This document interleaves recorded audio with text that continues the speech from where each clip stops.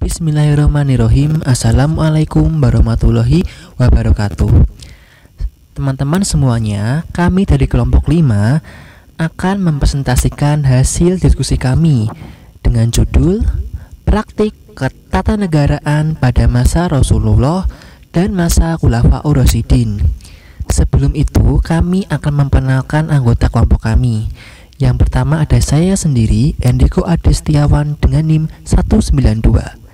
Yang kedua, ada Rina Fatimatus Zahro dengan NIM 188. Dan yang ketiga, ada Listiana Istiqomah dengan NIM 198. Saya Rina Fatimatus Zahro, NIM 188, ingin menyampaikan tentang praktik kenegaraan pada masa Rasulullah. Secara sederhana, dari awal pembentukan negara, Nabi telah memikirkan dan merancang fasilitas penggemblengan sumber daya manusia dan pembelajaran publik, semisal sistem halakoh di masjid, kutob untuk mengajak masyarakat membaca dan menulis.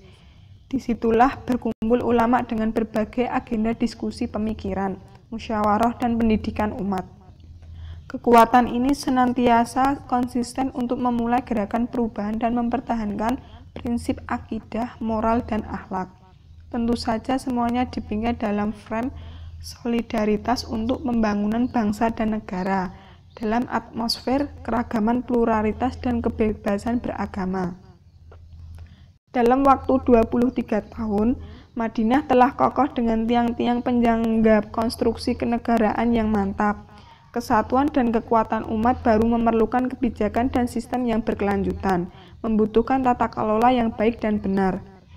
Pemerintah yang diamanahkan menjayakan sistem generasi itu terikat dengan prinsip perjuangan yang murni untuk mengangkat harkat dan martabat agama dan memelihara semangat keutamaan dalam batas-batas moral, sehingga terwujud sifat menghormati kebebasan individu dan hak beragama dengan tuntutan Islam.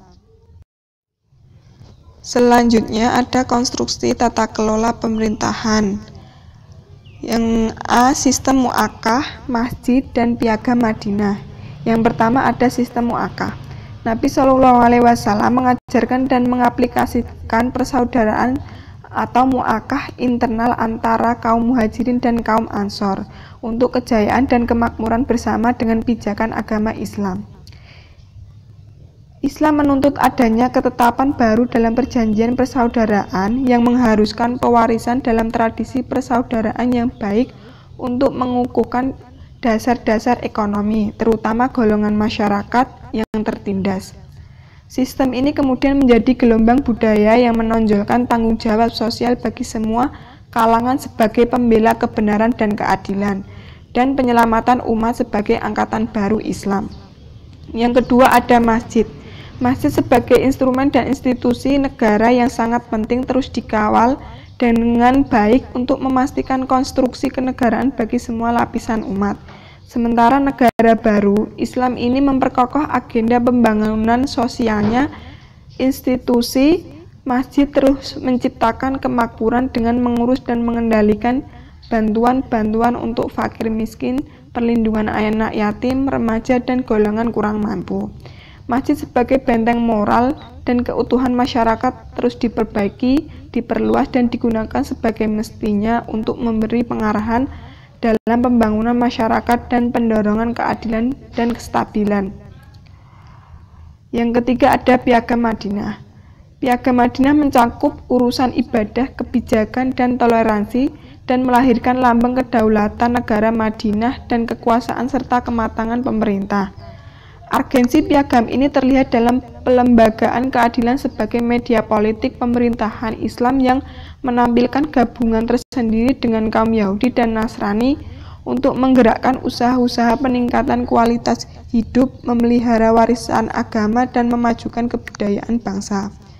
Semua itu bertujuan untuk memerdekakan martabat rakyat dan memberi jaminan kebebasan bersuara dengan beragama, serta penetapan sistem kehakiman yang adil dan bebas dari kezaliman.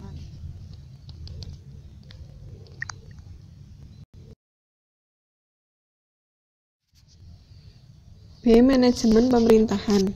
Dasar politik pemerintahan Madinah yang berpijak pada agama dan tradisi telah mewujudkan keseimbangan dalam manajemen dan transformasi sosial secara berkesinambungan dalam memperjuangkan cara hidup dan pandangan Islam. Rancangan pemerintahan Madinah dalam menghadapi dunia luar memerlukan peralihan strategi tertentu bagi kaum kemajuan manajemen pemerintahan. Piagam Madinah kemudian menjadi acuan legislasi dalam keragamaan budaya dan agama. Hal ini menunjukkan keseimbangan tujuan pendirian negara dan strategi yang digunakan, yaitu 1. Tata kelola pemerintahan pusat. Pemerintahan negara Madinah telah membentuk satu susunan karta politik yang sempurna dengan perpaduan nilai kearifan lokal dan ajaran Islam. Sistem ini mengekalkan hubungan instrumen negara yang satu dengan yang lain dalam satu pemerintahan dengan pengakuan hak-hak negara bagian atau provinsi dan wilayah pendudukan. Yang kedua ada pemerintahan wilayah. Kebijakan Futuhat sebagai imbas kewajiban dakwah membuka implikasi baru instrumen sistem kewilayahan imarah atau provinsi yang setiap waktu semakin luas jangkauannya kekuasaan. Manajemen pemerintahan daerah yang sepenuhnya tunduk pada pemerintahan pusat menuntut adanya kewibawaan dan kebijaksanaan dalam struktur SDM pejabat pemerintah nabawi yang baru berjalan. Yang ketiga ada manajemen keagamaan. Pemerintahan negara Madinah memberikan ruang seluas mungkin bagi rancangan dan program yang bertujuan untuk menyiarkan syiar agama. Insentif dan reward yang tinggi diberikan kepada pendidik dan ulama untuk meneruskan usaha-usaha pendidikan agama menjamin kelangsungan pendidikan. Yang keempat ada manajemen keuangan. Tata kelola ekonomi dan keuangan yang berlandasan etika Islam memastikan pertumbuhan ekonomi yang cepat dan berdaya saing. Prinsip transparansi dan akuntabilitas akan mengangkat kemajuan ekonomi dan meningkatkan pendapatan negara sekaligus memajukan pelayanan finansial regional dan internasional untuk merangsang pertumbuhan ekonomi dan memperluas jaringan investasi. Yang pertama kita awali dulu dengan ketatanegaraan pada masa Khulafaur Rasyidin, yaitu Abu Bakar. Jadi pada pemerintahan yang dilakukan oleh Abu Bakar ini itu adalah pemerintahan syuro, teman-teman. Jadi yaitu pemerintahannya itu didasarkan dengan permusyawaratan atau musyawarah bersama-sama. Seperti itu kurang lebih. Kemudian Abu Bakar dalam memerintah itu selalu menjamin hak-hak umat secara adil. Kemudian beliau juga memelihara ketaatan kepada Allah dan Rasul serta melaksanakan amar ma'ruf nahi munkar hingga mendorong terwujudnya kehidupan takwa. Jadi Abu Bakar ini sangat menjunjung tinggi nilai keadilan, kemudian mengutamakan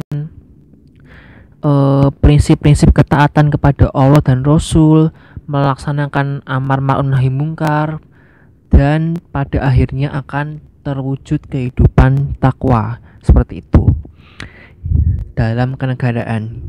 Yang ketiga ada beliau itu menyusun sistem pemerintahan yang menekankan pada prinsip pembagian kekuasaan dan penempatan orang sesuai dengan kemampuan struktur pemerintahan. Jadi Abu Bakar ini itu menunjuk ya atau menyusun pemerintahan ini tuh dengan pembagian kekuasaan, dan dalam pembagian kekuasaan itu semuanya itu ditempatkan sesuai dengan kemampuan serta struktur pemerintahan. Kemudian dalam bidang politik Abu Bakar secara garis besar itu hanya tinggal meneruskan garis kebijakan politik Nabi Muhammad SAW, tetapi beliau ini menyesuaikan nih dengan perubahan serta perkembangan. Jadi beliau tetap mengutamakan tuntutan zaman karena pasti akan ada perkembangan dan perubahan ke depannya. Jadi garis politiknya tetap dari Nabi tetapi disesuaikan dengan tuntutan zaman, perubahan dan perkembangan. Dan yang terakhir dalam bidang ekonomi, Abu Bakar telah mengembalikan suku-suku Arab kepada kewajiban mereka untuk berzakat. Karena apa? kewajiban membayar zakat ini sangat penting dalam agama Islam ya, apalagi menurut sosok Abu Bakar ini sendiri, sehingga beliau ingin agar membayar zakat yang dengan wajib ini itu dapat menjadi sebuah sarana efektif dalam rangka pemerataan pendapatan. Jadi seperti itu. Jadi Abu Bakar juga mengingatkan bahwa orang yang ingkar membayar zakat merupakan pemberontak yang dapat mengganggu stabilitas ekonomi. Karenanya, sebelum gerakan mereka menimbulkan goncangan yang lebih hebat lagi pada politik, Abu Bakar segera memeranginya dengan zakat, infak, sedekah, seperti itu, sehingga perekonomian negara tetap lancar dengan adanya kewajiban zakat tersebut. Jadi seperti itu. Oke, yang berikutnya adalah ketatanegaraan pada masa Khulafaur Rasyidin Umar bin Khattab. Nah, jadi teman-teman, dalam pemerintahannya, apalagi dalam bidang ketatanegaraan, selama 10 tahun lamanya Umar memerintah itu berdasarkan dari surat wasiat. Jadi ketika Abu Bakar sakit itu, jadi itu kan dari surat wasiatnya Abu Bakar, karena saat Abu Bakar sakit yang menggantikan imam sholat itu ditunjuk Umar, sehingga kebijakan politik Umar itu ya kebanyakan berasal dari surat wasiat dari Abu Bakar itu sendiri gitu. Mengapa Umar memilih surat wasiat? Ya karena surat itu juga berasal dari keluarga biasa yang disetujui oleh keluarga Hashim, Umayyah, Hajros, dan Aus. Seperti itu. Jadi Umar ini sangat cerdas dan tegas dalam memerintah. Kemudian ada juga yang kedua, yaitu kebijakan politik yang beliau tempuh itu antara lain perluasan wilayah, administrasi pemerintahan, hingga penataan kota. Jadi perluasan wilayah dalam hal ini tuh seperti penaklukan kota Damaskus atau ibu kota Syria hingga Mesir.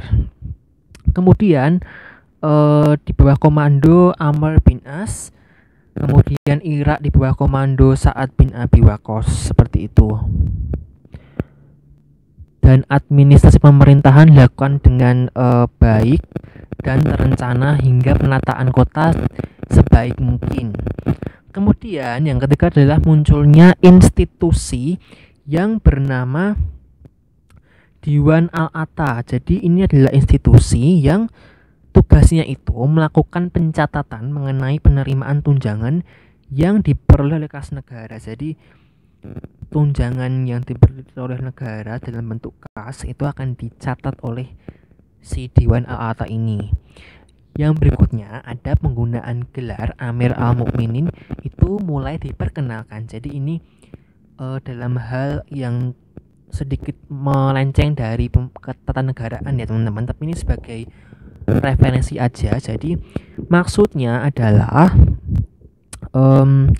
jadi gelar ini tuh sebenarnya bukan merupakan keinginan Umar sendiri untuk mendapatkan gelar ini ataupun memperkenalkan gelar ini gitu. Jadi ini hanyalah sebuah panggilan seseorang terhadap dirinya.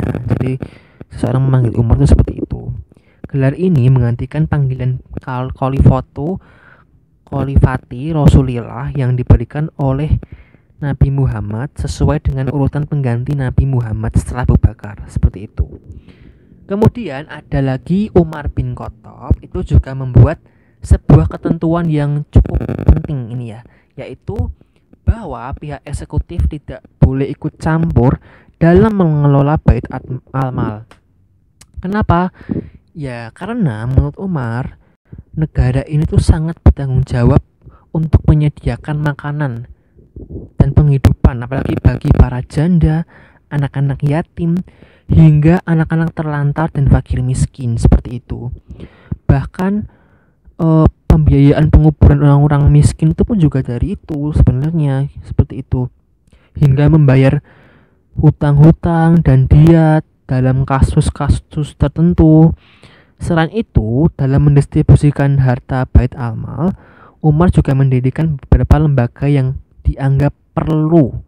Nah, yaitu pada poin berikutnya, yaitu ada lembaga pelayanan militer. Jadi lembaga ini adalah lembaga yang berfungsi untuk menyalurkan dana bantuan kepada orang yang terlibat dalam peperangan. Jadi yang terlibat dalam perang itu akan mendapat dana bantuan seperti itu. Berikutnya ada lembaga kehakiman dan eksekutif. Nah, lembaga ini tuh tugasnya adalah membayar gaji para hakim dan pejabat-pejabat eksekutif seperti itu. Jadi pembayaran gajinya hakim itu ya yang bertugas adalah lembaga kehakiman dan eksekutif ini. Kemudian yang ketiga ada lembaga pendidikan dan pengembangan Islam. Ini itu bertugas ya untuk menyalurkan bantuan atau upah bagi tenaga pendidik Islam seperti guru-guru di sekolah ataupun guru dimanapun itu, hingga juru dakwah. Jadi seperti itu. Kemudian ada lembaga jaminan sosial, yaitu ini itu adalah lembaga yang menyimpan daftar bantuan yang diperlukan oleh fakir miskin untuk fakir miskin seperti itu. Jadi untuk dana-dana yang sekiranya perlu untuk fakir miskin itu akan dicatat dan disimpan dan disalurkan oleh lembaga jaminan sosial ini. Kemudian yang terakhir ada lembaga pelayanan publik. Jadi ini adalah lembaga yang tujuannya untuk memberikan pelayanan yang terbaik kepada masyarakat di masa pemerintahan si Umar ini. Lembaga itu ada dua, dibagi menjadi dua lagi, yaitu yang pertama ada Hizbah, yaitu lembaga yang memiliki fungsi pengawasan terhadap keberlakuan dan penerapan hukum di pasar atau area perdagangan lainnya. Kemudian ada lembaga pengaduan yang diperuntukkan memberikan laporan terkait aduan masyarakat atas suatu hal yang merugikan masyarakat itu sendiri. Jadi seperti itu teman-teman ya mengenai materi ketatanegaraan pada masa Umar bin Khattab. Kurang lebihnya mohon maaf ya teman-teman untuk materi saya yang ini. Untuk tambahannya bisa dibaca di dalam makalah. Terima kasih. Saya akan melanjutkan presentasi tentang sistem pemerintahan Utsman bin Affan. Sistem pemerintahan pada masa Utsman bin Affan dilakukan dengan memberikan otonomi penuh kepada daerah. Terdapat dua periode pada masa Khalifah Utsman bin Affan. Periode pertama yaitu Utsman bin Affan membawa Islam kepada kemajuan yang luar biasa. Utsman bin Affan menunjukkan berbagai prestasi yang hebat untuk perkembangan Islam.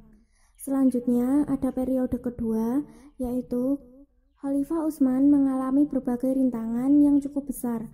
Di antaranya adalah pemberontakan dan pembangkangan di dalam negeri yang dilakukan oleh sekelompok orang yang kecewa terhadap baiat khalifah dan beberapa kebijakan pemerintah. Sistem ketatanegaraan masa Utsman bin Affan. Utsman lebih mengutamakan keluarganya dalam menduduki suatu jabatan. Utsman sangat selektif melihat orang yang bukan keluarganya untuk memegang tugas pemerintahan. Utsman mengganti beberapa gubernur dan mengangkat anggota keluarga dan kerabatnya untuk menduduki posisi itu. Utsman juga tidak tegas terhadap anggota keluarga besarnya. Yang selanjutnya, besarnya arus oposisi dari berbagai daerah terhadap pemerintahan Utsman. Rakyat dibebankan dengan pajak yang besar sementara para pejabat hidup mewah. Selanjutnya, sistem pemerintahan Ali bin Abi Thalib.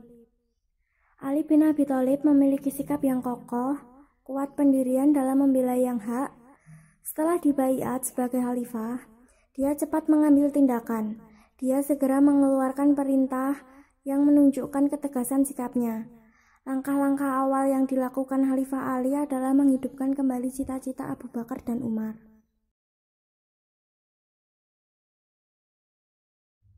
Selanjutnya, kebijakan Ali bin Abi Thalib.